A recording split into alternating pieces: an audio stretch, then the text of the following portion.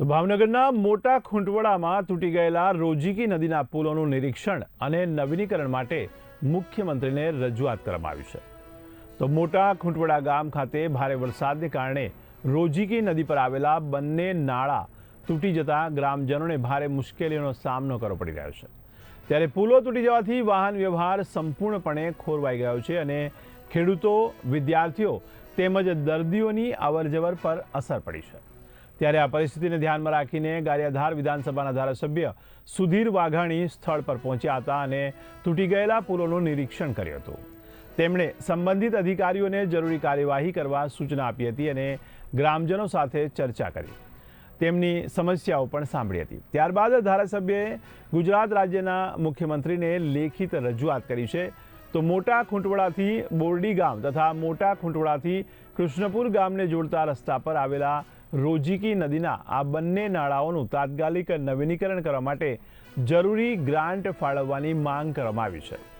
તો ધારાસભ્યએ જણાવ્યું છે કે જાહેર હિત અને સલામતીને ધ્યાનમાં રાખીને આ પુલોનું તાત્કાલિક પુનઃ બાંધકામ કરવું જરૂરી બની ગયું છે। આ રજૂઆત બાદ સ્થાનિક લોકોમાં આશા વ્યક્ત કરવામાં આવી રહી છે કે સરકાર દ્વારા ટૂંક સમયમાં જ યોગ્ય નિર્ણય લેવામાં આવશે।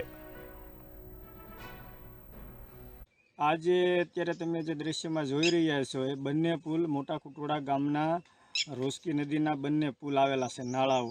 એ નાળા ભારે વરસાદના કારણે, જે છેલ્લો વરસાદ થયો એ વરસાદના કારણે પાણીના પૂર આવવાથી બંને નાળા તૂટી ગયા છે। મોટા ખૂંટવડાથી કૃષ્ણપુર ગામને જોડતા રોડ પર આવેલું છે એ પણ રોજકી નદીનું નાળું છે, ને મોટા ખૂંટવડાથી બોરડી ગામ જતા જે જોડતો રોડ છે ત્યાં પણ એક રોજકી નદીનું નાળું આવેલું છે।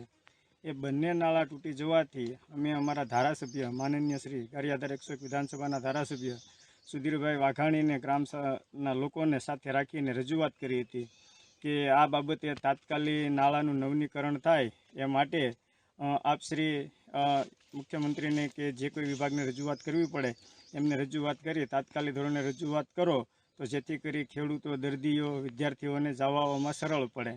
જેને લઈને જે સમયે અમે રજૂઆત કરી હતી ત્યારે ભાઈ સુધીરભાઈ જે વાઘાણી છે ધારાસભ્ય, એ પોતે રૂબરૂ રોજકી નદીના નિરીક્ષણ સ્થળ કરવા આવ્યા હતા, અહીંયા સ્થળ ઉપર જ તે નિરીક્ષણ કરવા માટે। ત્યારબાદ આજે અમને ફરીવાર અમે યાદી અપાવી કે સાહેબ જે નાળા છે એનું તાત્કાલિક ધોરણે નવીનીકરણ થાય એવું સરકાર સુધી તમે રજૂઆત કરો।